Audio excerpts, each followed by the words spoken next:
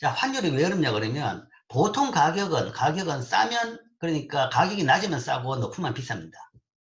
근데 환율은 보는 관점에 따라 다릅니다. 환율이 낮으면 좋은지 높으면 좋은지가 보는 관점에 따라 정반대입니다. 사람마다 다르고 나라마다 다르고 관점에 따라 다 다릅니다. 그래서 환율이 어렵습니다.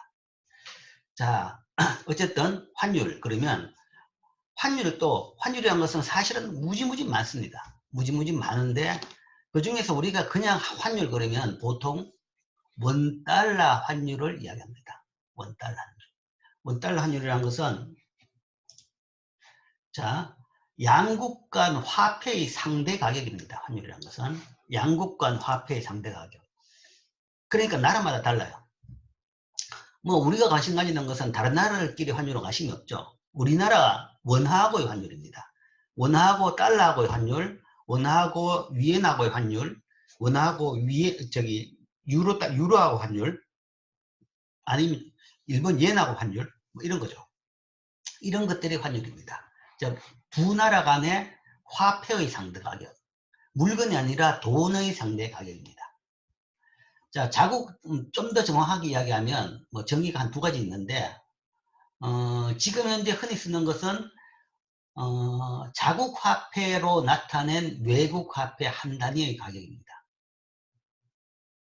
현재 사실은 학술적으로 용어는 정반대를 쓰는데 지금 현재 우리나라가 쓰고 있는 통상 일반적으로 쓰는 용어는 자국 화폐로 나타낸 외국 화폐 한 단위의 가격. 그리고 그 중에서도 상대가 여러 개 있는데 가장 대표 선수로서 미국 달러를 따져가지고 우리나라 원화로 나타낸 외국 화폐 한 단위, 미국 달러의 한 단위라는 것은 1달러죠. 우리나라 돈 한 단위면 1원이고 미국 달러 한 단위면 1달러입니다. 1달러의 우리나라 돈 가격을 현재 환율로 쓰고 있습니다. 그래서 뭐 보통 환율이 1,100원이다 라는 이야기합니다. 그러면 조금 더 정확하게 이야기하려고 그러면 대미 달러 환율이 미국 달러 그러면 다 이게 아닙니다. 세계적으로 달러라는 화폐 단위 쓰고 있는 나라가 한 4, 50개 될 겁니다. 미국만 달러 쓰는 게 아니라 달러 쓰는 나라가 굉장히 많습니다. 그 돈의 단위라는 것은 용어는 사실은 몇 개 안 돼요. 달러, 페소, 원, 우리가 위안 아니면 옌 그러지만 사실은 그건 한문으로 다 똑같은 겁니다. 원. 그러니까 동양에서는 원이나 환을 많이 쓰고 서양에서는 달러나 아니면 페소 단위를 많이 씁니다. 아니면 뭐 영국 파운드, 유로는 이제 유로에서 따로 이제 유일하게 쓰는 게 유로죠. 그죠? 그건 새로운 단위고 등등 많은 같은 용어가 있습니다. 그래서 달러 그러면 무조건 다 미국 달러라고 생각한다 이야기하면 서로 이야기하면서 뭔가 하면 혼돈이 생기는 경우가 생깁니다. 그래서 보다 정확하게 이야기할 때는 대미 달러 환율 1달러당 1,100원이다. 그러니까 말이 지금 환율이 1,100원이다 라고 하지만 그것을 정확하게 말하면 이렇게 나타내야 되는 것이고 이거는 미국 달러 그 한 장 1달러짜리 종이 한 장의 가격이 현재 1,100원하고 바꿀 수 있다 라는 것을 의미합니다. 그게 이제 현재 달러 우리가 많이 통상 쓰는 환율입니다.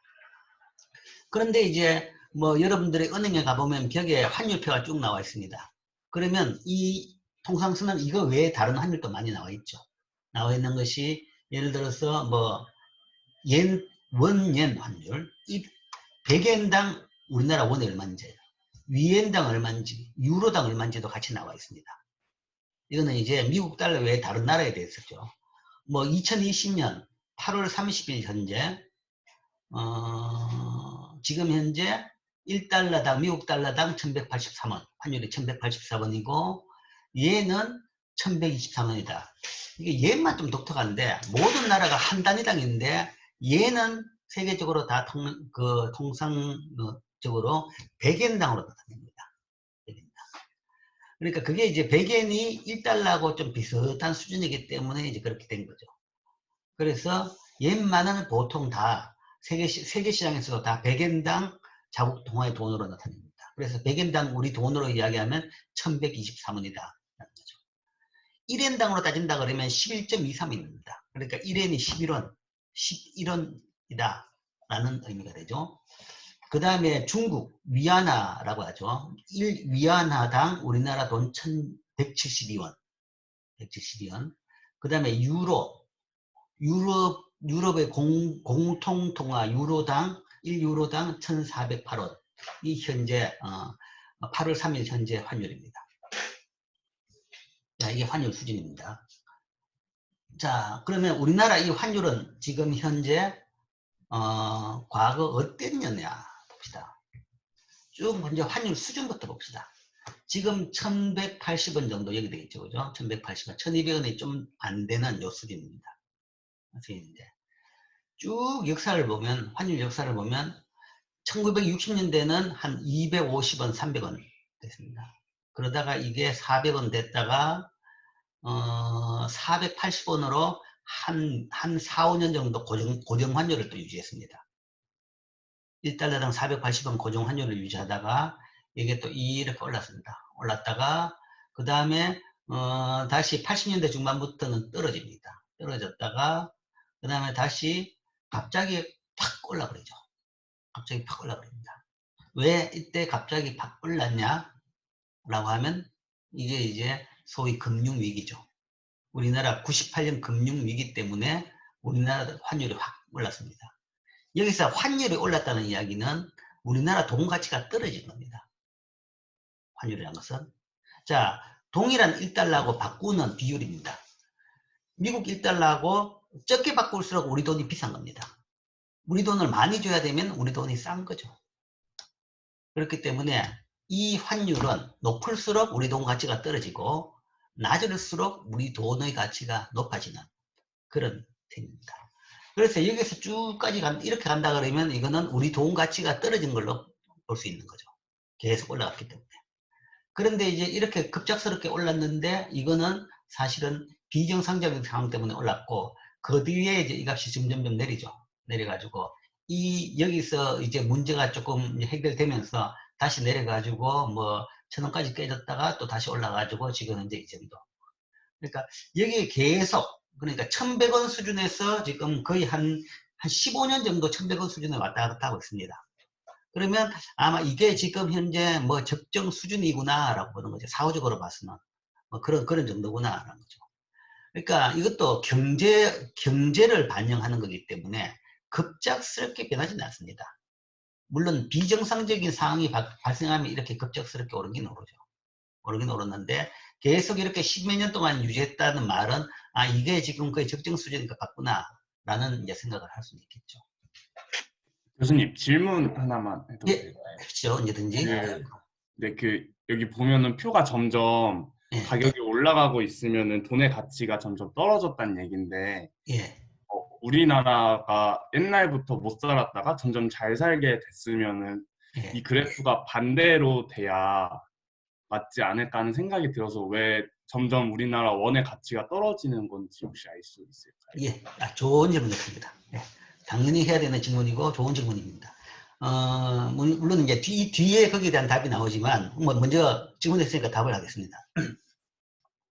흔히 사람들이 이제 그 환율을 가지고 그 나라의 경제 수준 아니면 경제 위상이라고 생각하는 사람들이 꽤 있습니다.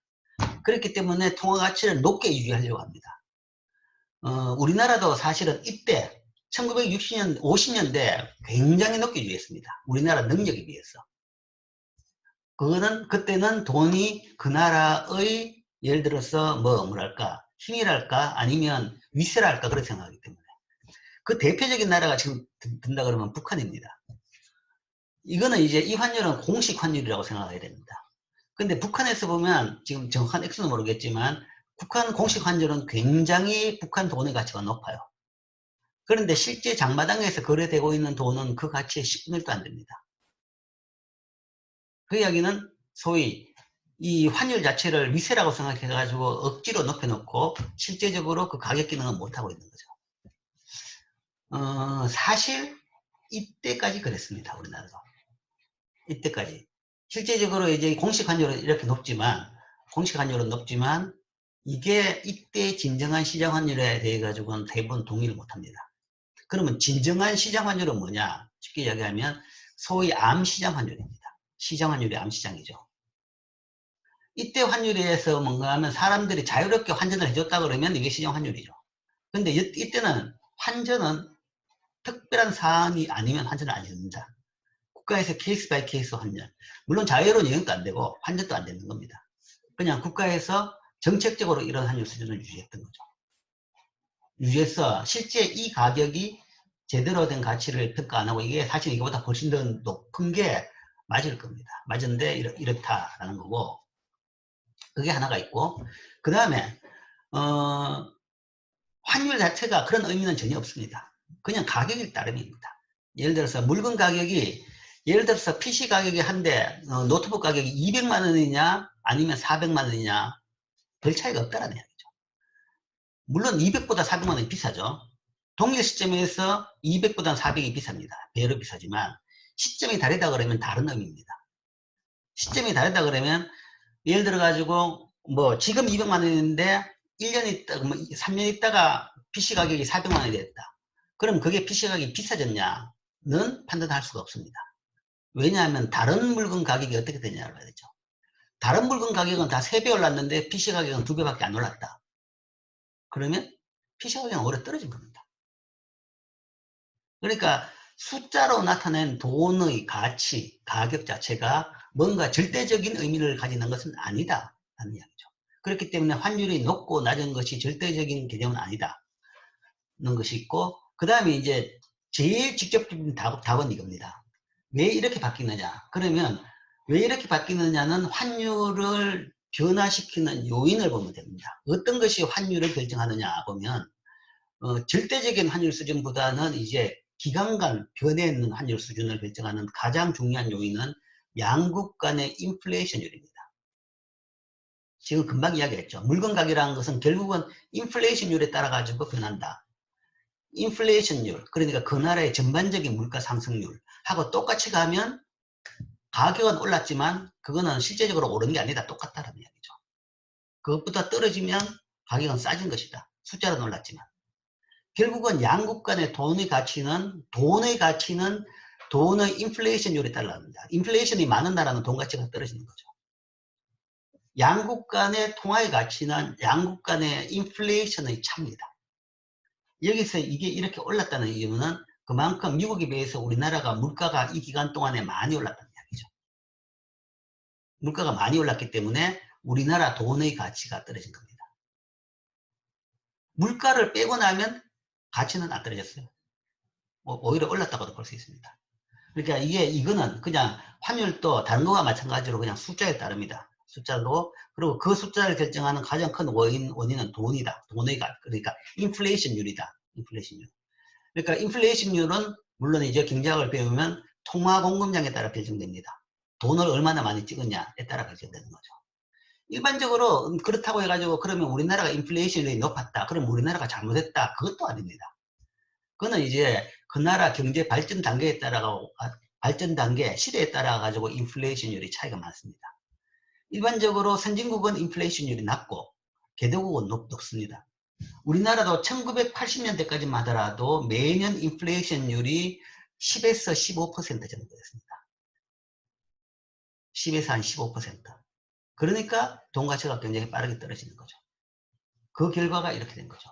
80년대 들어가가지고 그때부터 이제 물가가 잡히면서 이것도, 그런데 여기서는 이제 이 값의 이제 신뢰성 문제도 있고, 그 다음에 인플레이션도 있고, 뭐 그런 것 때문에 이게 이렇게 된 것이다 라고 볼 수 있죠. 그리고 이제 환율이 오르는 게 좋냐 떨어지는 게 좋냐에 대해 가지고도 아까 질문 자체가 뭔가 하면, 그러면 우리나라 돈 가치가 오르는 게 좋다 라고 생각하는데 이게 이렇게 가는 거 보니까 우리나라 돈 가치가 떨어졌는데 그게 그러면 뭔가 잘못된 게 아니냐라는 이야기인데, 이 개념 자체는 우리나라 돈 가치가 오르는 게 좋다는 개념이겠죠. 그죠? 근데, 자, 펀더멘탈은, 소위 우리가 펀더멘탈이라는 이야기죠. 펀더멘탈은 두 나라 통화 가치에 따라서 바뀝니다. 바뀌는데, 단기적으로는 외환 수급에 따라서 환율이 결정됩니다. 그러니까, 외화에 비해서 우리나라 원화, 외화가 갑자기 우리나라 경상수지 흑자가 굉장히 많아져가 외화가 많이 들어오면 우리나라 돈 가치가 오릅니다. 오르는데, 반대로 뭔가 하면 우리나라 돈이 떨어져 가지고 외화가 없다. 외화가 없고 외화가 지금 다 떨어졌다. 바로 이때죠. 이때가 그 사태입니다. 금융위기라는 것이 외환보유고가 다 고갈나가지고 석유 살 돈까지 다 떨어진 겁니다. 원유 수입할 돈까지 다 떨어지니까 그때는 뭐 빚을 갚아야 돼. 외화로 빚을 갚아야 되는 사람들은 무조건 뭐 울며 그자 먹기로 비싼 돈 주고라도 달러를 사올 수밖에 없는 거죠. 그러다 보니까 이 외화, 특히 우리나라 원화 가치가 이렇게 떨어진 겁니다. 환율이 오른 거죠. 이거는 이제 단기적인 수급 때문에 이렇게 오른 겁니다. 그런데 이제 수급에 따른 변화는 단기적인 요인이다. 단기적인 요인이고, 그게 이제 IMF에서 외환을 빌려오고, 다른 나라 통화당국하고 수합을 맺고, 그래가지고 돈을 빌려오고, 이제 그런 식으로 이제 그런 단기적인 부족을 해소하니까 이게 이제 이렇게 떨어지는 거죠.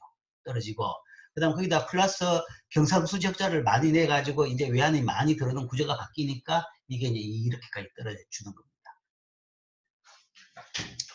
자, 답이 됐나요? 감사합니다. 네, 상당히 좀 어렵고 광범위한 이야기였습니다.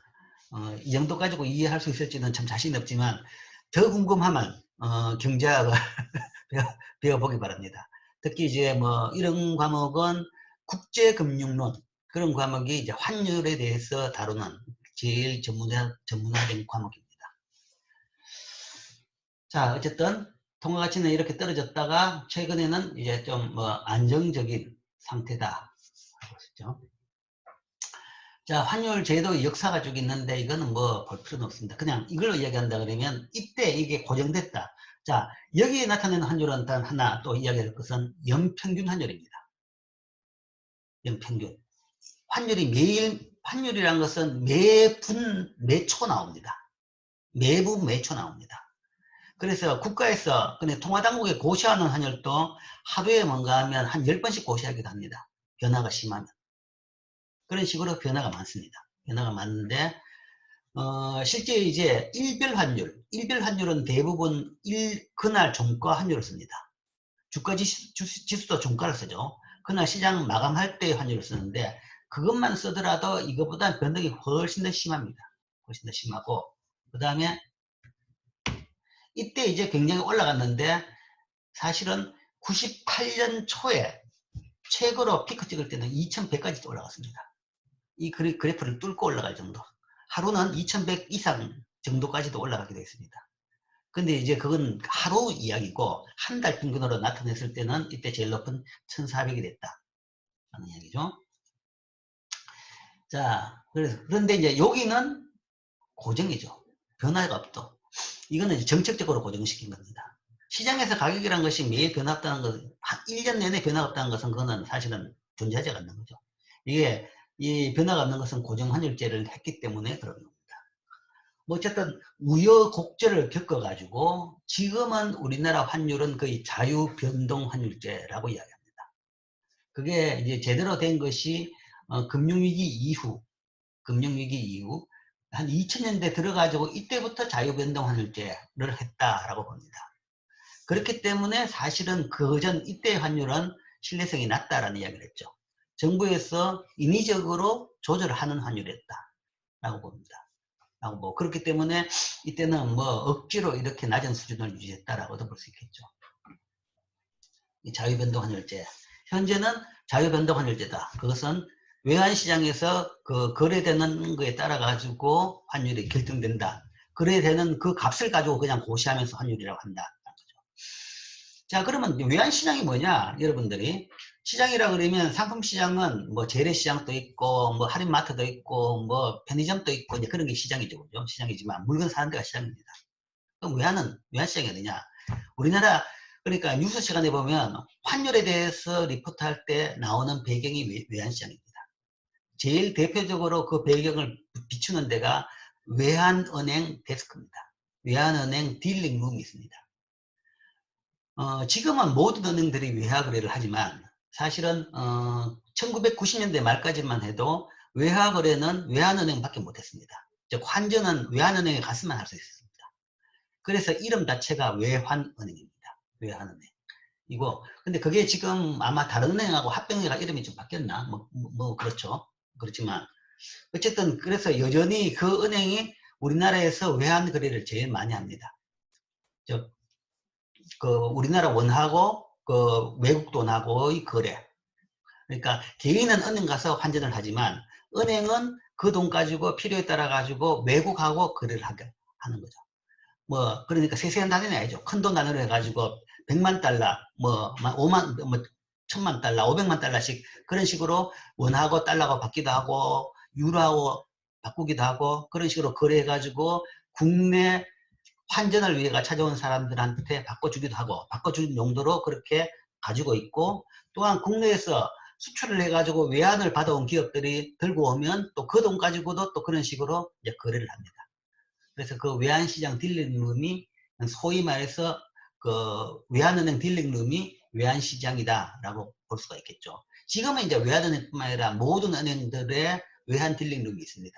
그래서 그런 것들이 외환시장이다라고 보면 됩니다. 그리고 그런 데서 그 거래되는 가격 자체가 지금 이제 시장 환율이죠. 자, 그래서 환율에 대한 정의, 개념을 이야기했고 현재 환율 수준에 대해서 봤습니다.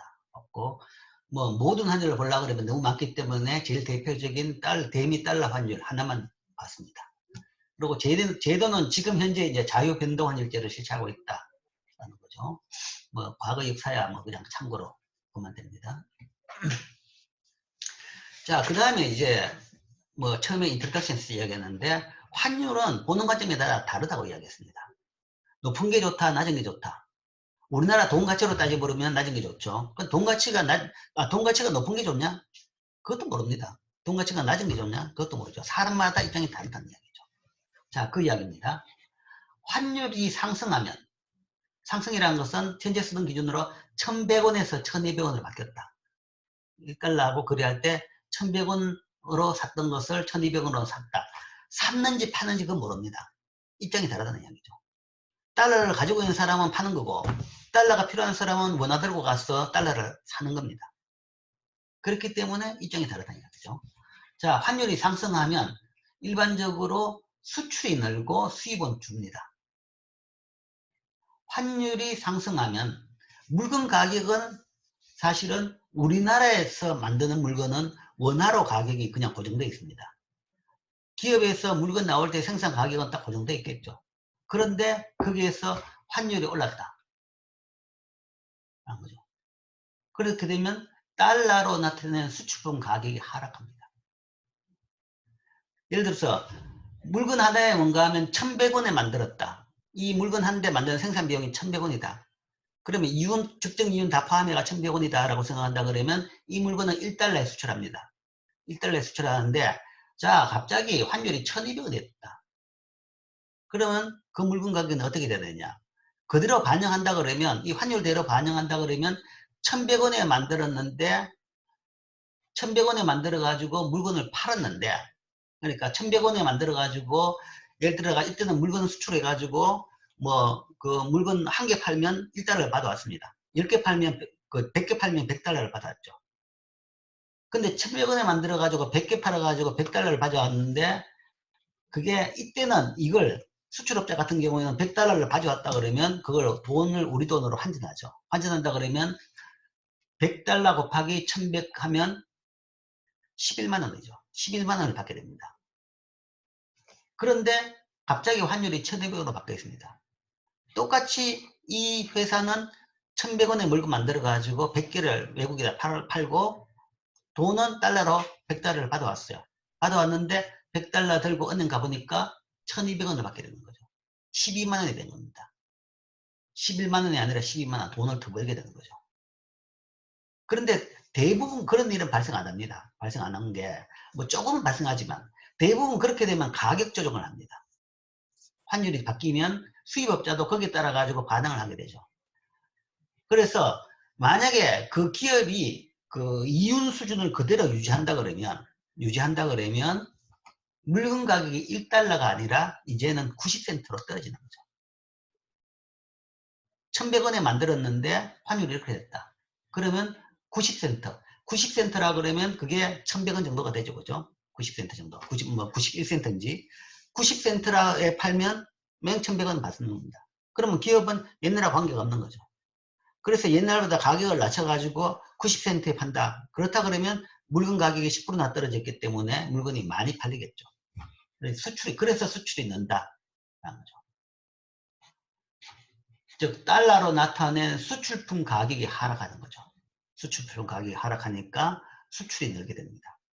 물론 이제 실제적으로는 사실은 그 사이에서 결정될 겁니다. 한 95센트 정도로 거래되기 때문에 가격이 떨어져가 수출도 늘고, 그 다음에 수출업자도 옛날보다는 더 이익을 한 절반 정도는 이익을 더 보고, 뭐 그렇게 되겠죠.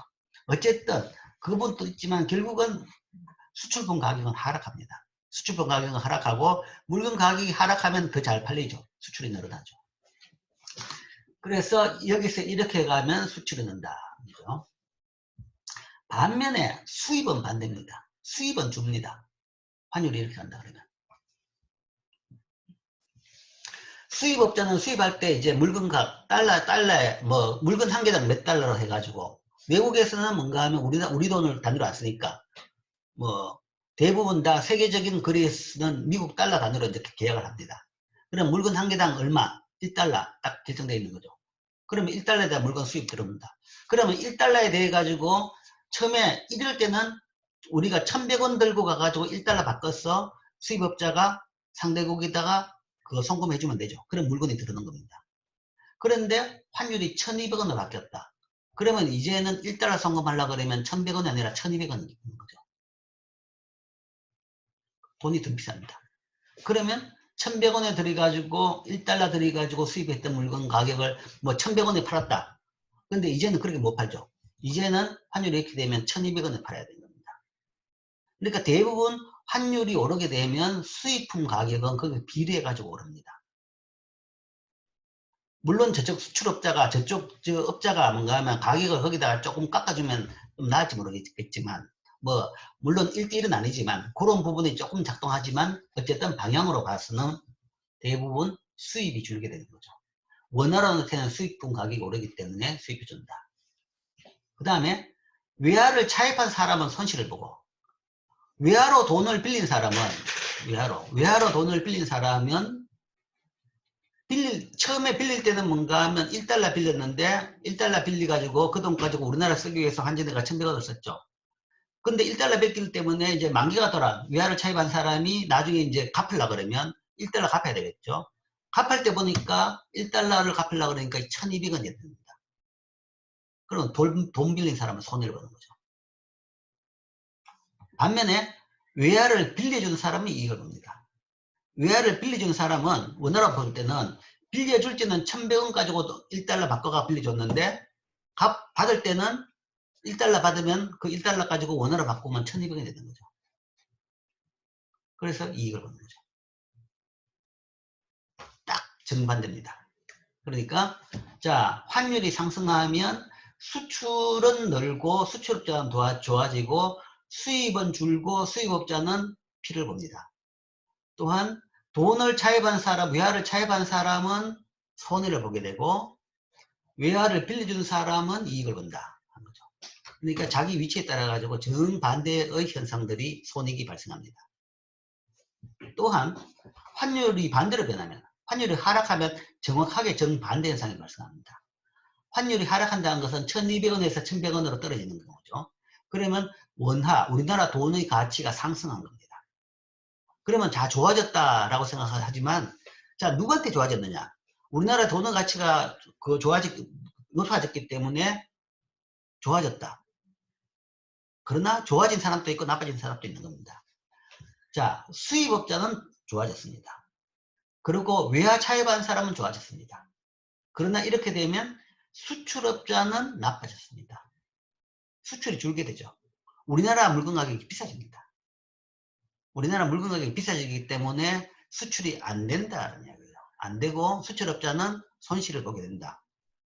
수출이 안 되기도 하고 손실을 보기도 하고. 대신에 수입업자는 훨씬 더 좋아하시는 거죠. 마진을 더 많이 챙길 수도 있고 물건도 더 많이 팔 수 있고. 그 다음에 대출을 해준 사람은, 외화로 대출을 해준 사람은 손해를 보게 됩니다. 조금 더 아마 여러분들이 직접적으로 그 환율의 효과를 느끼는 경우는 대부분 여행 갈 때입니다. 외국 여행 갈 때. 지금 뭐 코로나 사태 때문에 못 가고 있지만, 그래서 몸살이 난 사람이 상당히 많은 것 같은데, 자, 여러분들이 직접, 아마 일반 국민들이 가장 직접적으로 외화를 접할 때는 외국 여행을 가기 위해 가지고 환전할 때입니다. 그리고 그 돈 들고 가가지고 외국에서 돈 쓸 때 이제 그 맛을 느낍니다. 느낀다 그러면, 자, 외국 여행 가는 사람 입장으로서 어느 게 좋냐? 뭐죠? 환율이 상승이냐, 하락이냐. 이게 좋냐, 이게 좋냐, 두 개 중에서. 외국 여행 가는 사람으로서는 이게 좋습니다. 그러니까 적은 돈으로 많은 외화를 바꿀 수 있으면 좋죠. 그러니까 많은 돈 들여가지고 이것보다는 이게 더 1100보다는 1200원이 더 많은 돈이죠. 똑같은 일자를 바꾸는데 얼마나 들 것이냐. 적게 들수록 좋습니다. 적게 든다는 것은 즉 원화 가치가 상승할수록 좋죠. 이 환율이 하락하면 여행 가는 사람은 좋아요. 여행 가는 사람은 좋고, 그러니까 우리나라에 뭐 지금 외국 여행 그리 많죠. 돈 가치가 높아져가 그런 겁니다. 그러나 반면에 외국 사람들이 우리나라 여행은 더 줍니다. 그러니까 우리나라 여행이 비싸지는 거죠. 비싸지기 때문에 더러운 겁니다. 이거는 반대죠. 환율이 상승하면 여행 가는 사람은 부담이 더 많아지지만 외국 사람들은 야, 한국은행 가성비 좋네, 싸졌네, 이제 이런 이야기를 하는 거죠.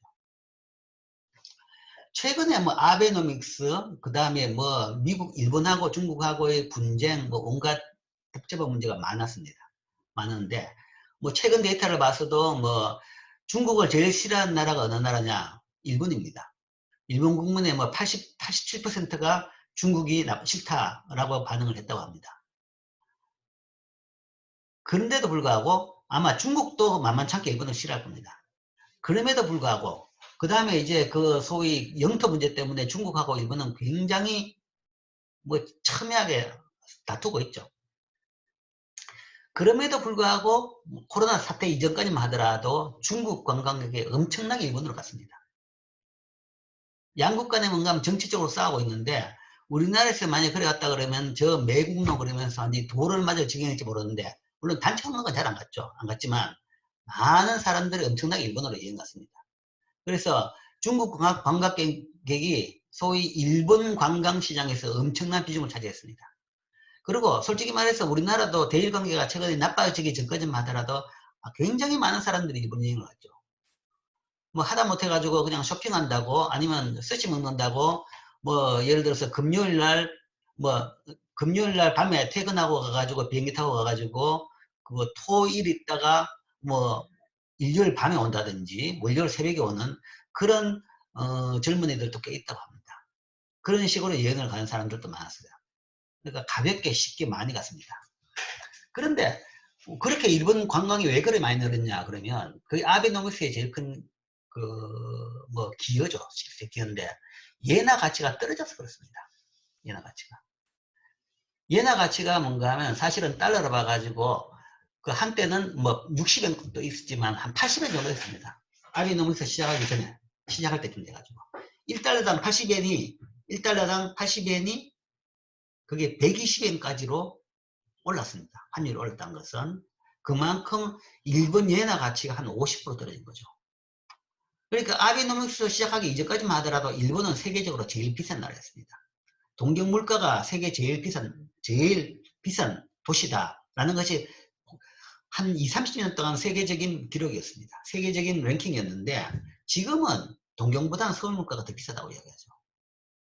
그러니까 그 옛날에 동경이 비싸고 일본이 비쌌던 이유는 환율이 통화 가치가 높았기 때문에 그랬던 거죠. 너무 높았기 때문에. 그런데 그 가치를 떨어뜨리고 나니까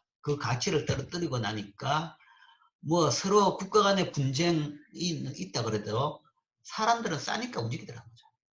옛날에 그 비싸서 못 가던 일본이었는데 싶으니까 다들 뭔가 하면 좋은 시설 잘 돼 있는 관광시설 잘 돼 있는 인프라 잘 돼 있는 깨끗한 일본 그러면서 뭔가 하면 뭐 이 사람 저 사람 다 갔던 거죠. 그래서 이 가격이 무섭다는 거죠. 가격이라는 것이 모든 것을 다 움직이는 겁니다. 사람은 다 가격에 따라 움직입니다. 환율도 이게 뭔가 하면 사람의 위치에 따라 다른 거죠. 수출업자라는 것은 수출업자는 이게 좋고 여행 가는 사람은 이게 좋다. 수입업자나 여행 가는 사람은 환율이 하락할수록 좋고 수출업자나 또는 뭐 우리나라에서 수출이 뭐 우리나라의 살 길이다라고 생각할 때는 또 이게 좋은 거죠. 수출을 늘리고 경상수지 흑달을 확대시키려고 그러면 환율이 상승해야 됩니다. 그래서 원화 가치가 떨어져야 된다. 그래서 이제 환율 변화는 그 정도에 따라 위치에 따라 가지고 그 영향이 달라진다. 뭐 실제적으로 뭐 우리나라가 뭐 경제 발전을 국가 정책으로 뭐 아주 추진을 심하게 할 때는 이제 이 중심으로 갖는 거죠. 수출 주도형 경제, 수출을 통해 가지고 경제 발전시키자. 그럴 때는 정부가 인위적으로 개입해 가지고 수출을 많이 할 수 있도록 환율 정책을 유지한 겁니다. 그 이야기는 지속적으로 통화 가치가 낮아지도록 했던 거죠. 그걸 통해 가지고 어쨌든 수출을 계속하면서 빠른 성장을 이뤘다라는 건 맞습니다. 자, 그런데 이제는 그렇게 못합니다. 뒤에 나오겠지만 이제는 그렇게 하면 그 외환시장 개입으로 해가지고 다른 나라로부터 이제 컴플레인을 받습니다. 아니면 뭐 제재를 받을 수도 있습니다.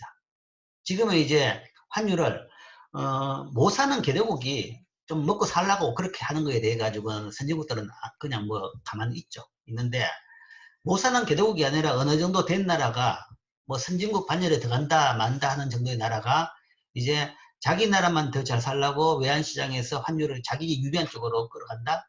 그러면 거기에 대해 가지고 세계적으로 이제 지탄이 올 수밖에 없는 겁니다.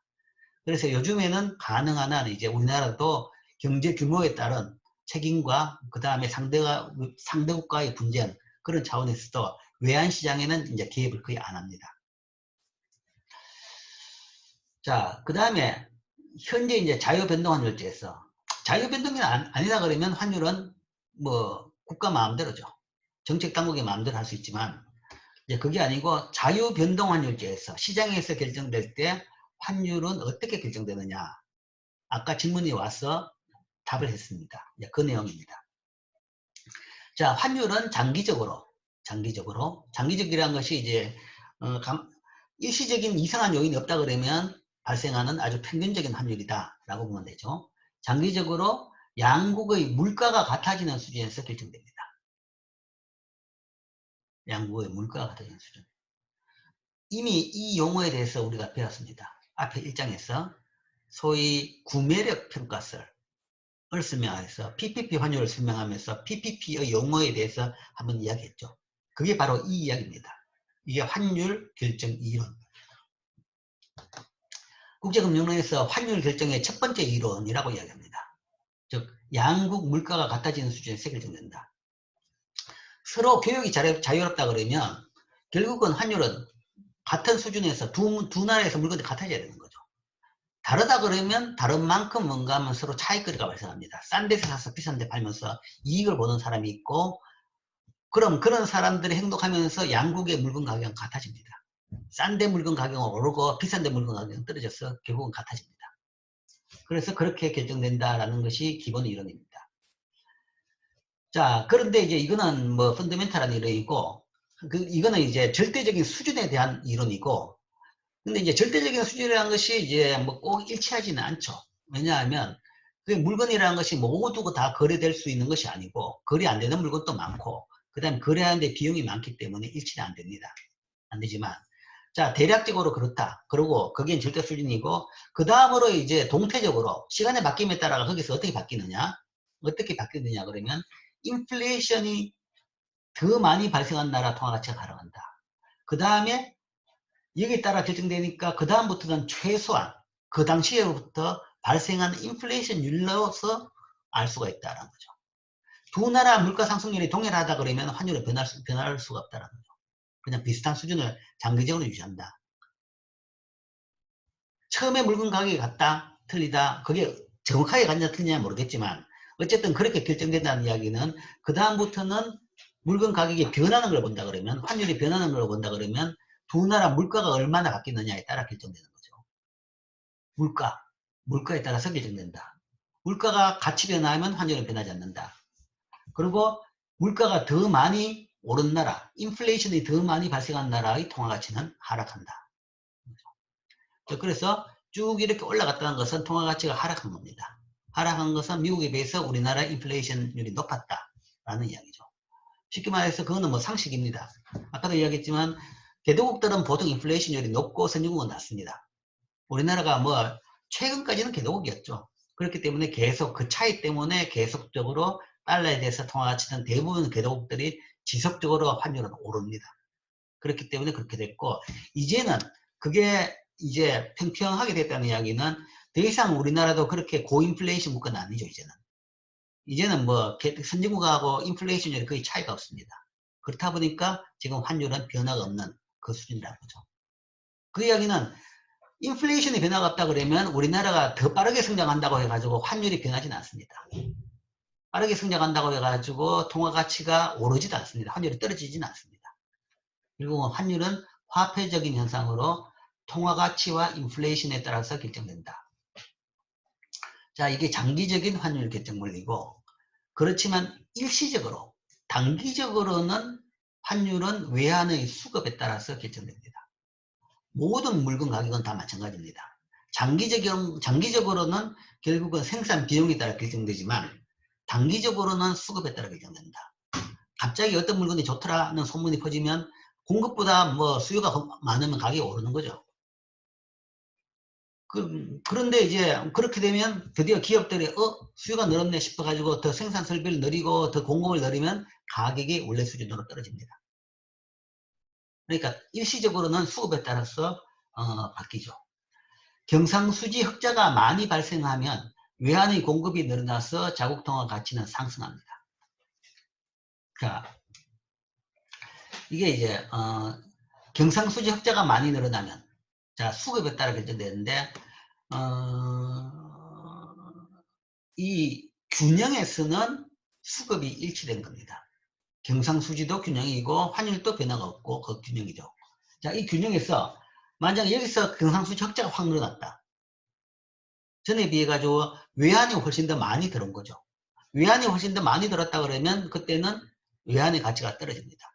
외환의 가치가 떨어졌다는 것은 우리나라 가치가 올랐다. 외환 공급이 늘어나면 자국 통화 가치는 상승한 거죠. 외국 통화 가치는 우리 돈으로 보면 떨어진 거죠. 그 나라 절대적으로 그게 떨어지는지 모르겠지만 어쨌든 우리나라 돈으로 봐서는 저국 달러의 가치가 떨어진 겁니다. 그 이야기는 다른 말로 우리나라 통화 가치는 상승했다. 자, 현재 우리나라 환율은 2009년 1200달러에서 뭐 쭉 지금 1070달러 정도로 하락하는 추세입니다. 추세다가 최근 코로나 때문에 이게 다시 1170 정도로 다시 올라갔죠. 올라갔는데 지금 1100 한 뭐 70, 60 뭐 그 정도는 지금 조금 코로나 사태 때문에 특이한 사태고 한 1100원 정도가 지금 현재 뭐 계속 정상적인 상태라고 볼 수 있습니다. 어쨌든 1200원에 비해서 1100원으로는 떨어졌죠. 그래서 2000년대 2009년도에 정도로부터 시작해가지고는 조금씩은 떨어지는 추세입니다. 떨어지는 추세인데 왜 떨어지느냐? 경상수지 흑자가 많기 때문에 그렇습니다. 경상수지 흑자가 많다 그러면 그만큼 우리나라 돈 가치가 오른다 그랬죠. 자국 통화 가치가 오른다. 오른다는 것은 1200원에서 1100원으로 가는 거죠.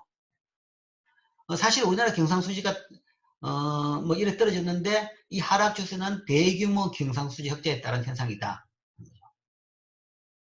근데 뭐 사실 이제 우리나라 경상수지 흑자 규모가 굉장히 많다고 이야기했죠. 지난 시간에. 굉장히 많고 세계적으로 가장 많은 수준이다. 우리나라 경제 수준에 비해서 GDP에서의 비율로 굉장히 많다라는데 사실은 그 많은 데 비해서 그만큼 떨어지지는 않았어요. 사실 그게 그대로 다 외환시장에 공급됐다 그러면 지금은 900대에서 800대에서 헤매고 있을 겁니다. 환율이. 뭐 그렇게 하면 여행 가는 사람은 좋겠죠. 여행 가는 사람은 좋겠지만 경제는 나빠집니다. 여행 가는 사람은 돈 적게 들어가지고 많은 외화를 바꿔서 여행 가서 좋겠지만 경제는 나빠진다는 거죠. 자, 이게 이제 양날의 칼인 거죠. 왜냐하면 수출이 안 되는 겁니다. 우리나라 물건이 비싸지니까 수출이 안 되죠. 수출이 안 되면 수출 공장들이 문을 닫습니다. 규모를 줄이든지 문을 닫게 되죠. 그러니까 전체 산업에서 수출 산업 비중이 절반을 넘고 제조업 중에서는 수출 산업 비중의 3분의 2가 훨씬 넘습니다. 그런데 그 부분에서 수출이 안 된다 그러면 그만큼 일자리가 줄어든다. 그래서 다행히 뭔가 흑자가 그렇게 많은데도 불구하고 그만큼 뭐 900, 800까지는 떨어지지 않고 지금 한 이 정도로 떨어져 있습니다. 이 정도 떨어져 있는데 그 이유는 그러니까 그만큼 공급된 외환이 우리나라에서 원화로 환전 안 되고 많은 것이 다시 뭔가 하면 외국의 투자로 빠져나갔기 때문에 그게 가능한 겁니다. 그 국제 수지표에 봤죠. 국제 수지표에 보니까 흑자만큼이 외국에 대한 주식 투자, 채권 투자만큼이 늘었습니다. 그만큼 빠져나가 줬기 때문에 환율에 그렇게 요 정도만 영향을 미치고 있는 거죠. 그러니까 우리나라에 외환이 많으면, 흑자가 많으면 그게 그대로 우리나라에 들어온다 그러면 우리나라로서는 경제 정책으로서는 사실은 재앙입니다. 재앙이 되는 거죠. 자, 환율 하락세가 지속되면 이런 식으로 계속 떨어지면 결국은 수출이 줄고 수입이 늘면서 금상수지 흑자가 줄어듭니다. 1200원에서 1100원, 1000원, 900원, 800원 되면 여행 가는 사람은 좋아지지만 수출은 줄고 또한 우리나라 사람이 여행 가는 건 좋지만 외국 사람은 비싸서 우리나라 여행을 안 오게 되는 거죠. 그럼 관광업계도 다 망하는 겁니다. 망하고. 수입은 늘고 외국 물건은 갈수록 싸집니다. 그럼 국산 안 쓰고 다들 또 외제를 쓰게 되겠죠. 우리나라 사람의 외국 여행이 늘죠. 그렇게 되면 결국은 경상수지 흑자는 점점 줄어드는 거죠. 줄어들어서 경제학적으로 봐가지고는 균형이 좋습니다. 균형이라는 것은 0입니다. 0.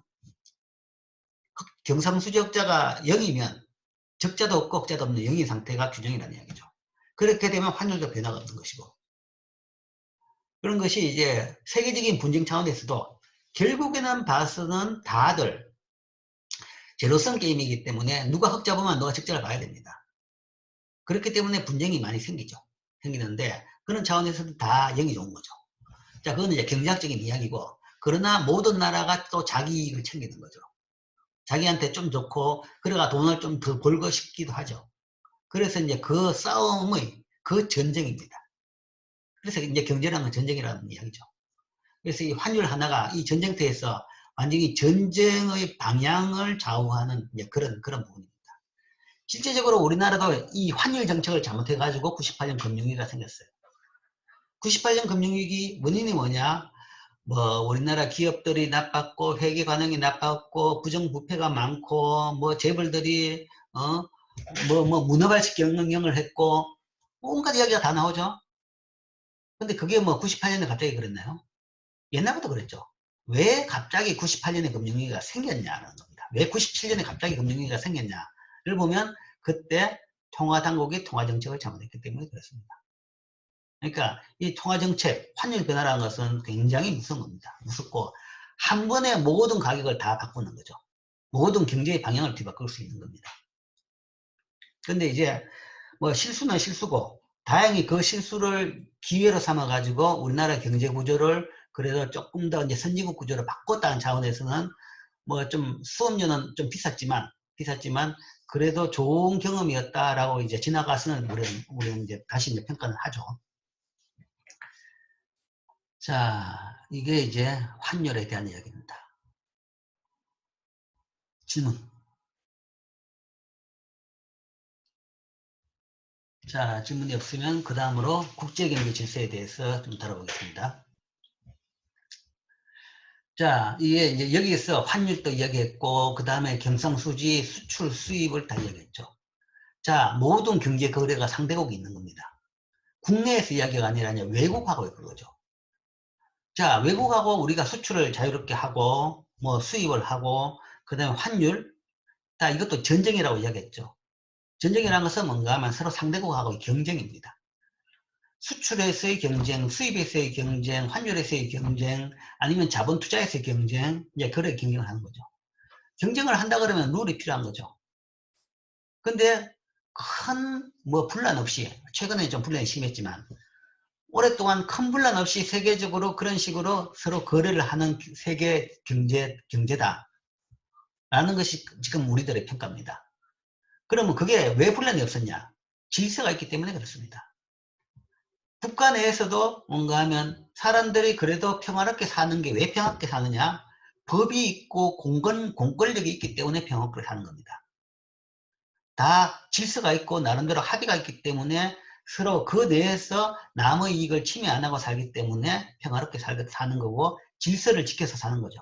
질서를 지키고 사는 것 자체가 뭔가 하면 서로 이 상충관계가 있는 경우에 그 해결 방향을 법이나 규정이나 관습이 다 답을 해주는 거죠. 그리고 그게 따랐기 때문에 분쟁이 없는 겁니다. 국가 간에도 분쟁이 없는 것이 뭔가 질서가 있었다는 이야기죠. 국가라 그러면 법이 있고 그 다음에 공권력이 있는데 국제관계에서는 사실은 법이 없죠. 뭐 물론 국제법이라는 이야기를 하긴 하죠. 국제법이라는 것이 헌법과 같이 체계적인 체계는 아닙니다. 나라마다 조약일 따름이죠. 그게 그 양국 간의 문제지 모든 나라하고 또 동일한 건 아니죠. 그런 복잡한 문제가 있습니다. 복잡한 문제가 있기 때문에 그 문제 차원에서 국제적인 질서를 하나 만들어 놨습니다. 전 세계 국가들이 주요 국가들에 모여가지고 국제경제 질서를 하나 만들어 놨습니다. 만들어 놓고 다들 그걸 준수하기 때문에 세계적으로 분쟁이 그래도 적은 편입니다. 그게 없다 그러면 소위 법이 없다 그러면 국가 내에서도 소위 만인에 의한 만인의 투쟁 그런 이야기를 하죠. 그게 이제 그런 사회입니다. 법과 규정이 없다 그러면 모든 사람이 자기 이익을 위해 가지고 서로 싸웁니다. 서로 싸우게 되는 거죠. 법이 있기 때문에 그 사태가 발생 안 하는 겁니다. 그와 마찬가지로 국제경제 질서도 그런 질서가 있습니다. 현재 국제경제 질서는 무역에서는 WTO 세계무역기구 현재 이 기구의 수장으로서 우리나라 사람이 지금 도전을 하고 있죠. 도전을 해가지고 파이널 2까지 갔습니다. 파이널 2까지 갔는데 어떻게 될지 관전 포인트입니다. 무역 부분은 세계무역기구로 상징되는 여기서 관장을 하고 있는 무역 질서가 있습니다. 이게 있고 그 다음에 금융 부분은 소위 환율이나 아니면 환전이나 돈의 흐름 국제 간의 돈의 흐름에 대해서는 국제통화기금을 이라는 게 있습니다. 여기에서 그 질서를 관장하고 있습니다. 이 두 기구로서 상징되고 두 기구를 바탕으로 자유무역과 환율 안정을 추구하고 있다. 이게 현재 국제경제 질서입니다. 자, 방향이라는 것은 뭐냐? 국제경제 질서의 방향이 이겁니다. 목표가 이겁니다. 자유무역. 질서가 뭐 어떤 질서가 필요하냐? 질서의 목적은 자유무역입니다. 딱 하나. 그리고 그 자유무역을 달성하기 위해서 환율 안정을 같이 추구하는 겁니다. 같은 레벨이 아닙니다. 이걸 위해서 이게 있다는 겁니다.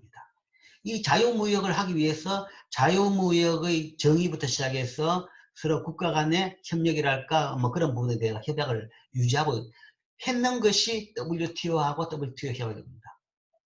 그 다음에 이것을 할 수 있는 바탕으로서 환율 안정을 유지하기 위해서 만들어진 국제기구가 IMF, 국제통화기구입니다.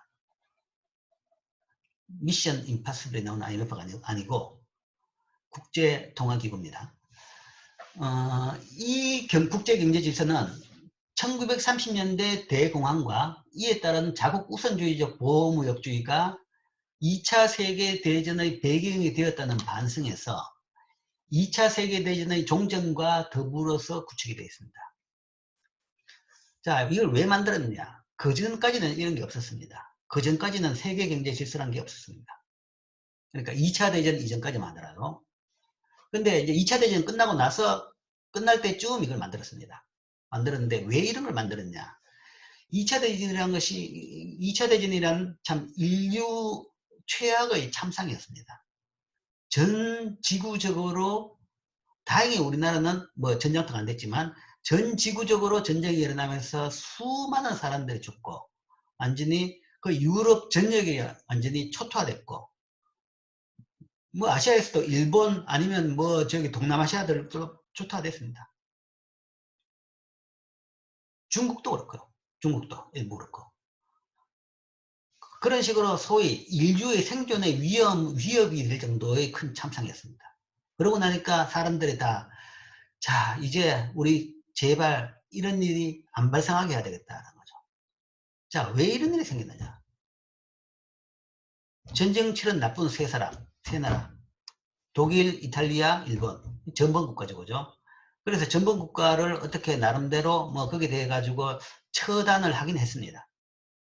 그런데 이제 그게 좀 다른 것이 자, 왜 이런 일이 생겼느냐에 대해 가지고 따져보니까 자, 독일은 사실은 1차 대전도 전범국가였습니다.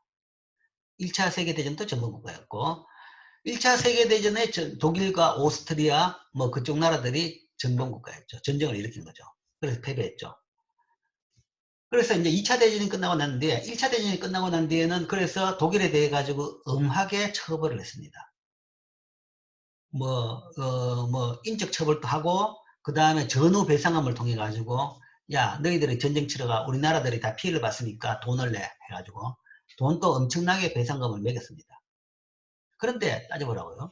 전쟁으로 완전히 국토가 망가진 나라에서 배상금으로 돈 내라 그러면 낼 돈이 있을까요? 없어요. 근데 그 돈을 내려 그러니까 뭔가 하면 독일 국민들이 이제 죽을 노릇이었죠.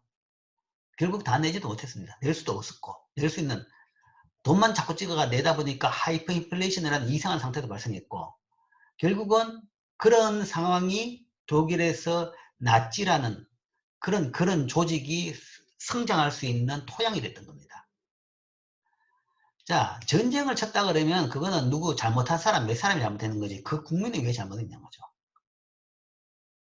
물론 국민이 그 우중이었던 것은 잘못은 잘못입니다. 잘못된 지지자를 따라갔던 것은 잘못은 있지만 그러나 본질적인 책임은 그 잘못한 몇 사람이 있는 것이다 라는 거죠. 그리고 국민들한테 그런 식으로 뭔가 하면 그걸 책임을 내고 나니까 그 국민들이 다시 뭔가 하면 이빨을 가는 그런 문제가 생기더라. 그래서 2차 대전은 끝나고 나가지고 이 전범국이 돼가지고 전범 재판은 했지만 전후 배상금은 부과를 안 했습니다. 다시 그랬다가는 소위 독일 같은 저런 나치가 다시 생장할 수 있는 환경을 만들어준다는 거죠. 자, 그게 하나가 있고, 그럼 왜 그 세 나라가 전쟁을 쳤느냐? 전쟁을 치른 나쁜 사람들은 처단을 하지만 환경이 또한 문제였다라는 이야기죠. 우리가 2차 대전의 발발의 가장 큰 근원적인 원인은 어디냐라고, 근원적인 원인은 대공황으로 봅니다. 대공황. 1929년 대공황. 1929년 대공황을 통해 가지고 전 세계 경제가 굉장히 나빠졌습니다. 나빠지고 나니까 다들 내 먼저 살자. 자국 우선주의로 바뀌는 거죠. 그래서 야 우리나라 공장도 지금 망하는 판에 수입품이 웬 수입품이냐. 다들 수입을 걸어막았습니다. 그래서 뭐 자기 편끼리만 수출 수입을 하고 영국은 영국과 영연방 영국 식민지들끼리만 블록을 해가지고 자기들끼리만 수출 수입하고 외국에 대해서는 수출도 안 하고 수입도 안 하는 그런 식으로 됐고 프랑스는 프랑스하고 그 다음에 이 아프리카 대륙에 있는 식민지들 자기들끼리 그 그룹끼리만 수출 수입하고 그 다음에 미국은 수출 수입이 필요 없어요. 그 나라에 모든 원자재가 다 있고 모든 물건을 다 만들 수 있는 나라니까 자 우리는 자력갱생이다. 외국에서 수출도 딱 막아버리고 자력갱생을 하고 있는 거죠. 소위 멀로주의라고 합니다. 고립주의. 미국은 옛날부터 그래서 고립주의적인 그런 성향이 강했습니다. 그러다 보니까 이제 그 나머지 나라들이 굉장히 어려움을 많이 겪죠. 그러니까 소위 후발 산업국이라고 하는 지금 이야기하는 독일, 이탈리아 아니면 일본 뭐 재료나 원자재 획득을 위해서도 그것도 어렵고 그 다음에 후발 산업화를 통해 가지고 제품을 만들어도 팔릴 데가 없다. 그러다 보니까 이제 뭐 그 식민지를 우리도 좀 뺐자 라고 이제 나서면서 전쟁이 일어나는 꼴입니다. 물론 그렇다고 해가지고 그걸 폭력을 쓰는 것은 무력을 쓰는 것은 그거는 분명히 나쁘죠. 분명히 나쁘지만 어쨌든 그런 나라별 고립주의가 이런 식으로 폭력 사태를 야기시키는 어느 정도의 요인이 됐다라고 보는 거죠.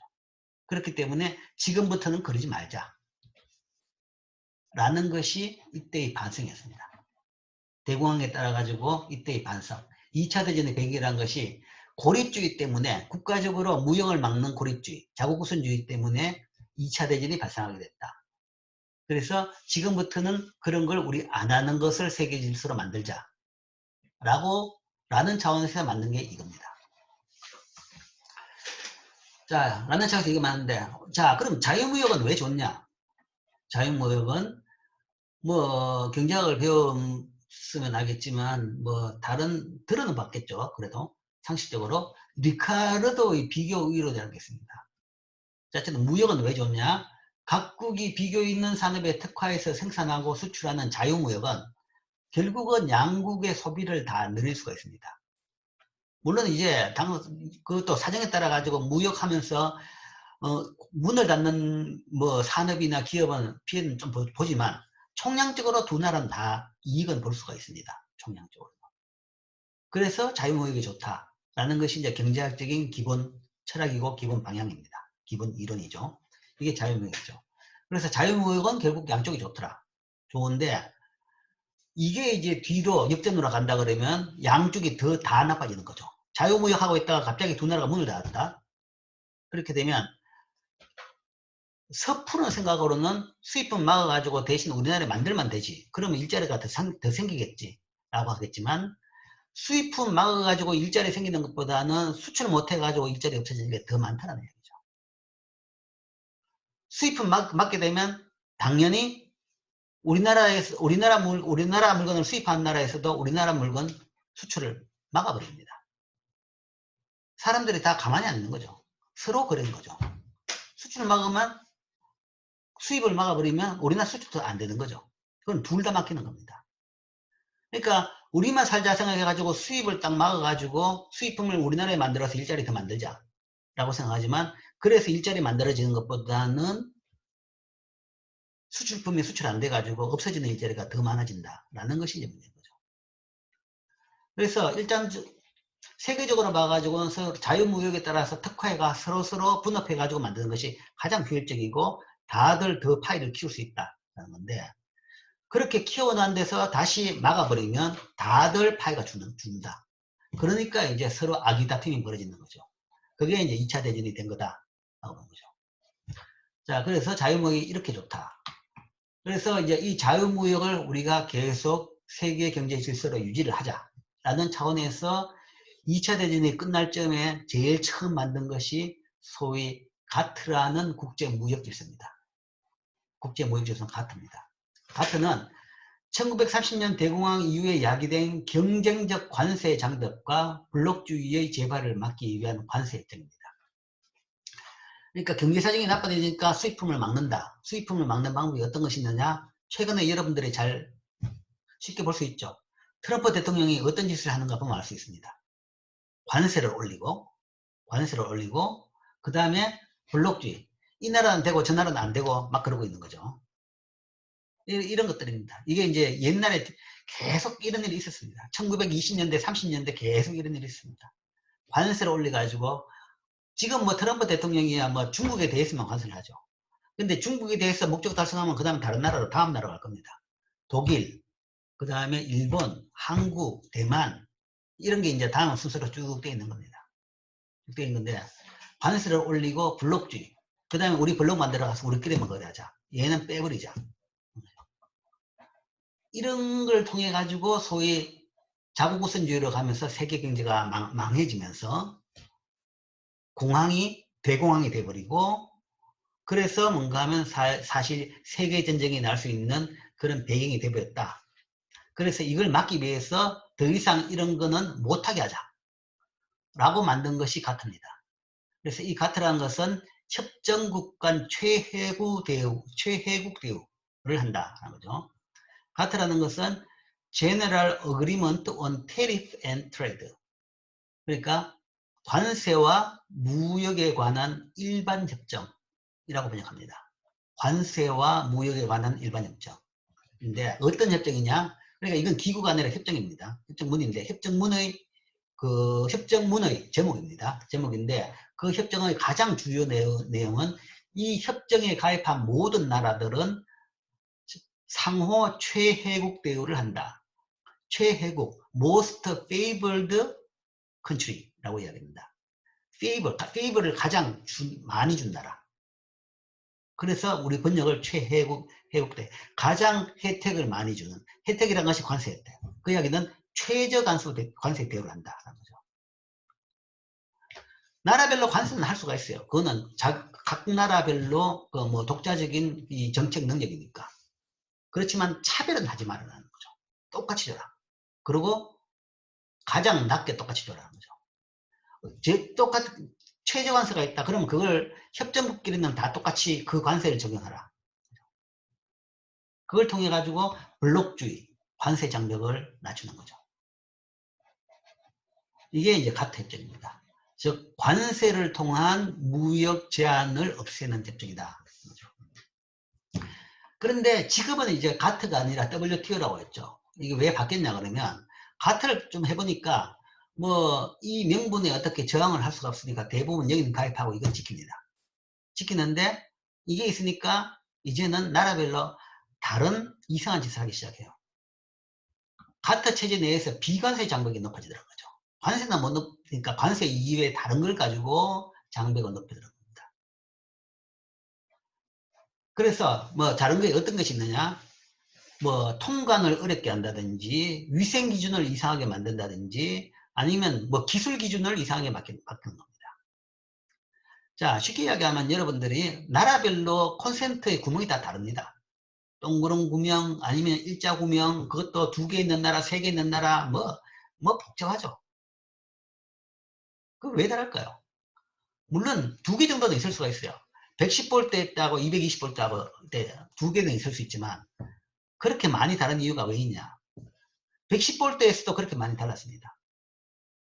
왜냐하면 그게 기술 장벽입니다. 다른 나라 전자제품에 잘 못 들어오게 하기 위해서 그렇게 다 하는 겁니다. 전자제품의 전력도 뭔가 하면 그 60Hz, 55Hz, 50Hz 나라마다 다릅니다. 그것도 옛날에 다른 나라 전자제품 못 들어오게 하기 위해서 한 겁니다. 자동차도 보면 뭔가 하면 좌측 운전사석이 있는 자동차가 있고 우측에 운전사석이 있는 그 자동차가 있죠. 뭐 섬나라는 우측, 아닌 나라는 좌측이라고 그러죠. 그거는 제일 처음에 섬나라였던 영국이 무역 장벽 차원에서 그렇게 만들었던 겁니다. 똑같이 만들어두면 다들 편하게 수출할 수 있는데 자국만 오른쪽으로, 자국 나라였으면 다 운전석이 오른쪽에 이렇게 만들어가지고 왼쪽에 있는 나라가 수입이 안 들어오게 만들기 위해서 만든 것이 이제 그런 거라고. 뭐 그거부터 시작해가지고 온갖 해괴한 그 아주 치사한 이런 비관세 장벽들이 굉장히 많습니다. 나라별로 그걸 굉장히 많이 했죠. 그러니까 이제 무역이라는 것이 전쟁이라는 이야기입니다. 그러다 보니까 이제 이것도 너무 심한 거 아니냐. 너무 심하면 이제 반성이 나오죠. 그래가지고 이제 우리 좀 이런 짓도 좀 하지 말자라고 모인 것이 이제 다자간 무역협정 여러 개를 거쳐가지고 우루과이 라운드를 통해서 WTO를 체제를 출범시키면서 비관세 장벽마저도 우리가 그만하자라고 맺은 협정이 WTO입니다. 그래서 가트는 무역 관세 협정이고 그다음 거기다가 비관세 장벽까지도 안 하기로 했는 것이 추가로 안 하기로 했는 것이 WTO 협정이고 그 다음에 그 협정을 관리 유지하는 기구가 WTO입니다. 그러니까 국제무역기구. 지금 제네바 있죠.